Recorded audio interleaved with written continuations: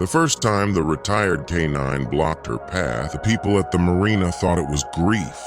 The second time, they started whispering. By the third night, in the middle of an Alaskan snowstorm with the wind screaming across the frozen harbor, even the sheriff stopped pretending the dog was acting normal. Because every single time Eleanor Hayes tried to step onto the porch of her dead husband's fishing cabin, the dog nearly tore the door off its hinges trying to stop her. And when they finally discovered why, half the town wished they never had. Eleanor Hayes had buried her husband 3 weeks earlier beneath a gray Alaskan sky that never seemed to fully brighten anymore. The funeral took place in the small fishing town of Port Blackburn, a remote stretch of southern Alaska, where winter swallowed daylight whole and everybody knew each other's tragedies before they even happened. The harbor had frozen around the edges by then. Boats sat trapped in ice like rusting ghosts. Pine trees bent under heavy snow. Smoke rolled slowly from chimneys into a sky the color of cold steel. Caleb Hayes had been one of the most respected men in town. Former Coast Guard rescue diver, commercial fisherman, volunteer search and rescue captain. The kind of man who spent 30 years pulling strangers out of freezing water while pretending it was no big deal. People trusted Caleb Hayes with their lives. And now he was gone. Officially, the accident had been simple. Too simple. A late-night snowmobile crash on an isolated trail near Blackstone Ridge. Authorities said he likely lost visibility during a storm and went off an embankment. By the time they found him, exposure had already taken him. The sheriff called it tragic. The town called it impossible, because Caleb Hayes knew those trails better than anyone alive. But in towns like Port Blackburn, people learned early not to ask too many questions about death. Alaska had a way of swallowing answers. Eleanor stood alone after the funeral while the townspeople slowly drifted away through falling snow. She barely noticed any of them. Not Sheriff Dalton Reeves, not old Martha Fincher from the diner, not the fishermen lowering their eyes every time they passed her. She only noticed the dog, Ranger, an 11-year-old retired military K9 with dark sable fur, faded amber eyes, and enough scars to tell stories nobody wanted to hear. Caleb had adopted Ranger 6 years earlier after the dog was retired from a military explosives detection unit. Nobody knew exactly what Ranger had seen overseas. But everybody in town knew one thing. That dog would walk through fire for Caleb Hayes. Now Ranger sat beside the gravesite completely still while snow gathered along his back. He hadn't made a sound since Caleb died. Not one bark, not one whine, nothing. And somehow that silence felt worse. Eleanor knelt beside him carefully. "You should come home," she whispered. The dog didn't move. For a moment she thought he might not move again at all. Then slowly, Ranger stood, but instead of walking toward town with her, he turned toward the distant pine-covered hills overlooking the frozen harbor, toward Caleb's fishing cabin, and he stared, long enough that Eleanor felt something cold settle deep in her stomach. The cabin sat nearly 5 miles outside town near the old shoreline cliffs. Caleb used it during fishing season when storms made traveling dangerous. Small, isolated, barely more than a weather-beaten structure tucked between towering pines and frozen rock. Eleanor hadn't gone there since Caleb died. She couldn't. Too many memories waited inside. His jackets, his boots, his coffee mug beside the wood stove. But 3 days after the funeral, she forced herself to make the drive. Snow fell heavily that morning. The road out to the cabin was barely visible beneath fresh powder. Wind pushed against her truck hard enough to shake the frame. Ranger sat in the back seat the entire drive, unusually tense. Not grieving tense, alert tense. Every few minutes his ears twitched toward the forest. Twice he growled low in his throat. Eleanor tried to ignore it. When the cabin finally appeared through the trees, something inside her nearly shattered. The porch light still hung crooked exactly the way Caleb never fixed it. Smoke stains still marked the chimney pipe. His snow shovel leaned beside the railing where he'd left it. For one dangerous second, her mind played the cruelest trick grief could offer. She imagined Caleb opening the door, smiling, calling her inside, then reality crashed back in. She parked slowly. The moment she opened the truck door, Ranger exploded. The bark hit like gunfire in the silent woods. Eleanor jumped. Ranger lunged from the back seat before she could stop him, sprinting through the snow straight toward the cabin porch. But instead of running to the door, he turned and blocked the steps. Rigid, terrified, furious, his bark echoed through the trees again and again as Eleanor approached. Ranger, the dog snarled, not at the woods, at her. Eleanor froze. In 6 years, Ranger had never shown aggression toward her once. Now every muscle in his body trembled as he physically shoved himself between Eleanor and the front door. Hey, it's okay. Another bark exploded from him. Desperate. Warning. The kind of bark that came from instinct stronger than training. Eleanor's pulse quickened. The dog's eyes never left the cabin, not the forest, not the road, the cabin itself. Then Ranger did something that terrified her even more. He looked directly at her and whimpered, like he was begging her not to go inside. By sunset, the entire town knew. That was how Port Blackburn worked. Eleanor sat in the diner staring untouched at a cup of coffee while whispers moved quietly around her. Maybe the dog smelled a bear or a wolf. Maybe he's confused after Caleb, but nobody sounded convinced. Sheriff Dalton Reeves eventually slid into the booth across from her. Dalton had known Caleb since high school. Thick gray beard, heavy coat smelling faintly of cigarette smoke and snow. Heard Ranger gave you trouble. Eleanor nodded slowly. He wouldn't let me near the cabin. Dalton stirred his coffee without drinking it. Dogs grieve strange sometimes. That wasn't grief. The sheriff finally looked up. Something uncomfortable flickered across his face. You think something's wrong out there? Eleanor hesitated. She wanted to say no. She wanted desperately for this to be nothing. But Ranger's eyes kept replaying in her head. That fear, that desperation. I think he was trying to protect me. The sheriff leaned back quietly. Outside, icy wind rattled the diner windows. Finally, he sighed. I can go check the place tomorrow. Relief should have followed. Instead, Eleanor noticed something strange. Dalton didn't ask why Ranger would need to protect her, almost like part of him already had his own theory. The next morning, Ranger refused to eat. Eleanor tried canned food, chicken broth. Even leftover salmon Caleb used to spoil him with. Nothing. The dog paced constantly between the front door and the living room window, watching the road, waiting. By afternoon, Dalton arrived with Deputy Luis Ortega. Ranger immediately became aggressive, not wild. Targeted. The dog planted himself between Eleanor and the sheriff, lips curled low. Dalton stopped cold. Well, he muttered carefully, that's new. He's never done this before, Eleanor said. But Dalton looked uneasy now, really uneasy. Luis tried stepping forward. Ranger barked violently. Easy, Luis warned. Don't! Eleanor snapped instantly. Something about Ranger's behavior suddenly felt very specific. The dog wasn't protecting territory. He was reacting to people. Certain people. Dalton eventually cleared his throat. We'll still take a look at the cabin, just in case. The drive out felt different this time. Heavy. Wrong.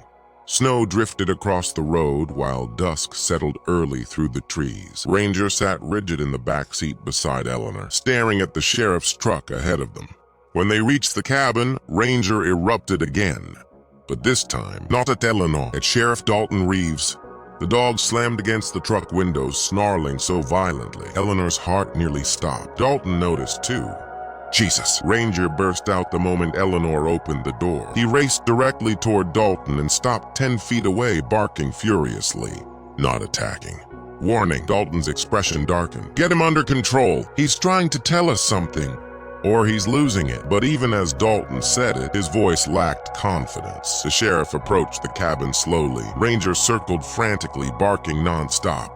Then suddenly, the dog sprinted around the side of the cabin toward the backwoods. He disappeared into the trees. Seconds later, they heard him barking again. Farther out! Insistent.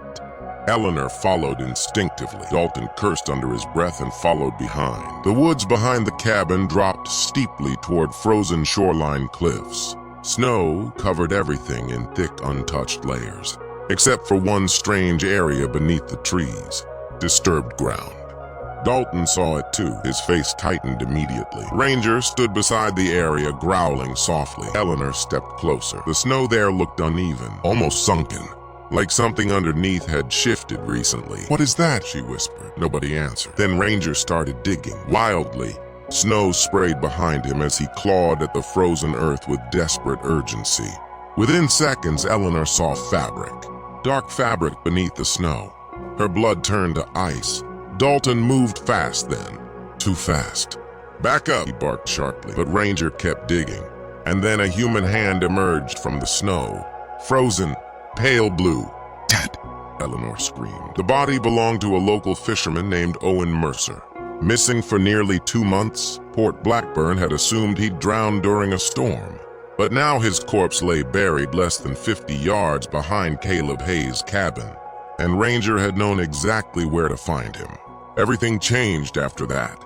State investigators arrived within 48 hours. Questions spread through town like wildfire. Why was Owen Mercer buried near Caleb's cabin? Why had nobody searched there? And why had Ranger been so desperate to keep Eleanor away? Eleanor barely slept anymore. Every sound outside the house made her jump. Every whisper in town seemed to stop when she walked into a room. Then came the rumor, the one nobody wanted to say aloud. Maybe Caleb Hayes wasn't who everybody thought he was.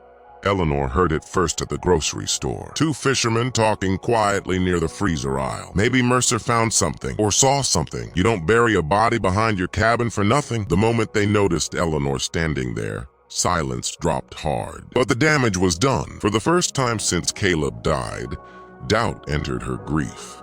Tiny, poisonous, impossible to ignore. That night, she sat alone in the dark living room, while Ranger rested beside the fireplace. "You knew, didn't you?" she whispered. The dog slowly lifted his head. "You were trying to stop me." Ranger stared at her quietly. Then, unexpectedly, he stood and walked toward Caleb's old office. He stopped beside the desk and barked once. Eleanor frowned. "Ranger?" The dog nudged the bottom drawer with his nose. Her chest tightened. Slowly, she opened it. Inside sat old fishing permits, receipts, maps, and one small metal key, wrapped carefully in cloth. Eleanor had never seen it before. Attached was a faded handwritten note in Caleb's writing. "If anything happens to me, trust Ranger." Her hands started shaking. Beneath the note sat coordinates. Deep in the forest north of the cabin, somewhere near Blackstone Ridge, the same place Caleb supposedly died, snow hammered the windshield. The next morning, as Eleanor drove north alone with Ranger in the passenger seat, she hadn't told the sheriff. Something inside her no longer trusted him completely. The coordinates led toward abandoned logging roads long swallowed by wilderness. Towering pines blocked most of the daylight. Ice cracked beneath the truck tires. Eventually, the road disappeared entirely. They continued on foot. Ranger moved ahead confidently despite his age, weaving through trees like he'd memorized the path. Eleanor's breath froze in the air. Then she saw it. A second cabin, hidden deep among the pines. Older, half collapsed, almost invisible beneath snow. Ranger stopped outside the door, whining softly. Eleanor stepped inside carefully. Dust coated everything. The smell of mildew and cold wood filled the air. At first it looked abandoned. Then she noticed the photographs, pinned along the far wall. Dozens of them. Pictures of boats, shipping containers. People at the harbor. One photograph showed Owen Mercer arguing with someone near the docks. Another showed Sheriff Dalton Reeves, standing beside unfamiliar men unloading crates at night. Eleanor's pulse pounded. Then she found Caleb's journal. The first page changed everything. "If you're reading this, I'm probably dead." She nearly dropped it. Ranger pressed against her leg, trembling. Eleanor kept reading. Caleb had discovered something happening through Port Blackburn's harbor. Smuggling. Not drugs. People. Illegal trafficking routes, moving desperate migrants through isolated Alaskan waters. The operation used abandoned fishing vessels to avoid federal patrols, and according to Caleb's journal, Sheriff Dalton Reeves was involved. Eleanor's stomach twisted violently. Owen Mercer had apparently stumbled onto the operation months earlier. Caleb tried gathering evidence quietly, but somebody found out. The final journal entry was barely legible. Ranger knows who to trust. If they come after Eleanor, he won't let her near the cabin. He smelled them there already. Eleanor stopped breathing. The cabin. Ranger hadn't been afraid of the cabin itself. He knew dangerous men had been there after Caleb's death, and he'd tried desperately to keep her away. A noise outside froze her blood. Footsteps crunching through snow. Ranger instantly growled. "Low, lethal." Eleanor killed the lantern. Voices drifted through the trees. Male. Close. Trucks outside. She's here. Then another voice. Sheriff Dalton Reeves. She found it. Ranger moved silently toward the door, every muscle tense. Eleanor's hand shook so badly she nearly dropped the journal. Outside, snowstorm winds screamed through the forest while boots crunched closer. Dalton's voice lowered. Search the cabin. Ranger looked back at Eleanor, and for the first time she understood exactly what Caleb meant. The dog wasn't grieving anymore. He was guarding the last thing Caleb had left behind. Her. The cabin door burst open. Ranger attacked before the man fully crossed the threshold. The scream echoed through the trees. Eleanor scrambled backward as bodies slammed into furniture. Growls exploded through the darkness. Another man rushed inside, then another. Ranger moved with terrifying precision despite his age. Military training, years of instinct. One man crashed against the wall, clutching his arm, while Ranger pivoted instantly toward the second intruder. "Shoot the damn dog!" The words shattered Eleanor's paralysis. She grabbed the lantern and hurled it. Glass exploded. Flames burst briefly across the floorboards, forcing the men backward. Ranger seized the moment. He lunged directly into the second attacker's chest, knocking him through the doorway into snow. Eleanor bolted toward the back exit, clutching Caleb's journal. Wind slammed into her like ice water. Behind her, shouting erupted. Ranger burst from the cabin seconds later and raced beside her through the trees. Gunshots cracked somewhere behind them. Snow sprayed from branches overhead. Eleanor stumbled hard down an embankment, pain tearing through her knee. Ranger immediately doubled back, nudging her up before she could panic. The dog kept looking behind them, tracking, listening. He knew they were still being followed. The storm worsened rapidly. Visibility collapsed into swirling white chaos. Eleanor could barely breathe. Ranger. The dog suddenly veered sharply left, toward the frozen river. At first she thought he was confused. Then she realized something horrifying. He wasn't running randomly. He was leading her somewhere specific, through snow and darkness. Ranger guided her toward an old emergency ranger station Caleb once used during rescue operations years earlier. The building appeared suddenly through the storm like a ghost. Inside, Eleanor barricaded the door while Ranger paced frantically near the windows. Her hands were numb, her knee throbbed badly. But none of it mattered compared to the truth unraveling around her. Caleb hadn't died accidentally. He'd been murdered, and somehow Ranger had known from the beginning. Hours passed while the storm battered the station. Then near midnight, headlights appeared outside. Ranger instantly went rigid. Eleanor grabbed an old flare gun from the emergency cabinet. Footsteps approached slowly. Crunch, crunch, crunch. Then Dalton's voice came through the door. "Eleanor, listen to me," Ranger snarled viciously. "You're scared, I understand that, but Caleb got involved in things he shouldn't have." Eleanor's breathing quickened. "That journal's only going to get you hurt." Silence. Then Dalton spoke again. "You think Caleb was some hero?" The sheriff laughed bitterly. "He was working with federal investigators behind my back, cost people millions. Got good men killed." Good man? Eleanor suddenly realized Dalton truly believed his own justification. That terrified her more than anything. "You murdered him," she whispered. The sheriff paused outside. Then quietly, "He should have walked away." Ranger barked violently at the door. Dalton sighed. "You know what the sad part is? Caleb knew that dog would protect you. He counted on it." Snow hammered the windows harder. "I'm giving you one chance, Eleanor. Open the door." Instead, she fired the flare gun through the side window. The bright red signal exploded into the night sky above the forest. Dalton cursed instantly outside, because everybody in Alaska knew what emergency flares meant, especially during storms. Within minutes, distant snowmobile engines echoed somewhere across the valley. Search crews, locals, people responding. Dalton realized it too. The sheriff's footsteps retreated rapidly through snow. Then engines roared away into the darkness. By dawn, state troopers flooded the region.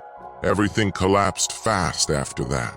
Investigators uncovered hidden financial records, dock surveillance, missing persons reports connected to smuggling routes, and buried beneath years of silence, the truth finally surfaced. Caleb Hayes, had secretly helped federal authorities investigate the operation for nearly 8 months. Owen Mercer discovered the trafficking accidentally and tried confronting Dalton. They killed him. When Caleb got too close to exposing the network, Dalton arranged the snowmobile accident, but Caleb left behind evidence and one final line of defense. Ranger, the retired K-9 who recognized the scent of the men responsible, who understood danger before anyone else did, who refused to let Eleanor walk blindly into a trap. Weeks later, Port Blackburn slowly began breathing again. The harbor thawed little by little beneath early spring sunlight. Boats returned to the water. People started talking openly for the first time in years, but Eleanor still struggled with the silence Caleb left behind. Grief didn't disappear because justice arrived. Sometimes it got worse, because now she understood what Caleb carried alone before he died. The fear, the burden, the knowledge he might not survive. One evening, Eleanor drove back to the fishing cabin for the first time. Since everything happened, snow melted slowly from the roof edges. Pine trees swayed gently in cold wind. Ranger stepped from the truck beside her. This time he didn't bark, didn't block her path. He simply walked calmly beside her to the porch. The front door creaked open softly. Inside, the cabin still smelled like cedar wood and old coffee. Caleb's jacket still hung beside the stove. For a moment, the grief hit so hard Eleanor thought it might break her in half. Then Ranger walked quietly to the fireplace and lay down, at peace. Only then did Eleanor finally understand. The dog had never been protecting the cabin. He'd been protecting her from becoming the next victim. Tears rolled silently down her face as she sat beside him on the old wooden floor. "You saved me," she whispered. Ranger rested his head gently against her leg. Outside, icy waves crashed softly against distant shoreline rocks. The storm had finally passed. Months later, people in Port Blackburn still talked about the retired K-9 who uncovered the truth. Some stories became exaggerated over time. That always happened in small towns. But one detail never changed. Everybody agreed the same moment felt impossible to forget. The image of that old military dog standing between a grieving widow and the cabin door, refusing to let her take another step, like he understood something no human could see yet. Ranger lived another year after Caleb's case closed. His muzzle turned whiter, his movements slower, but he never left Eleanor's side. Every morning they walked the frozen harbor together. Every evening they sat on the cabin porch watching pale Alaskan sunsets stretch across the water. And sometimes, late at night, when wind moved through the pine trees just right, Eleanor could almost imagine Caleb sitting there beside them. Not gone, just quiet. The end came gently. Ranger passed away during the first snowfall of winter. Eleanor found him resting peacefully near Caleb's old chair inside the cabin, like he'd waited until he knew she was finally safe. The town attended his burial. Fishermen, troopers, rescue crews, even hardened men who rarely showed emotion, stood silently in falling snow while Ranger was laid to rest beside Caleb overlooking the harbor. Sheriff Dalton Reeves died in prison 2 years later. Most people barely mentioned it, but they never forgot Caleb Hayes, and they never forgot the retired K-9 who refused to abandon his final mission, even after death, even after grief, even after everyone else stopped seeing the danger. Because somewhere deep inside that aging military dog, loyalty had become stronger than fear. And in the cold wilderness of Alaska, where storms buried secrets beneath snow and silence swallowed truth whole, one old K-9 became the only thing standing between a widow and the darkness waiting behind. That cabin door,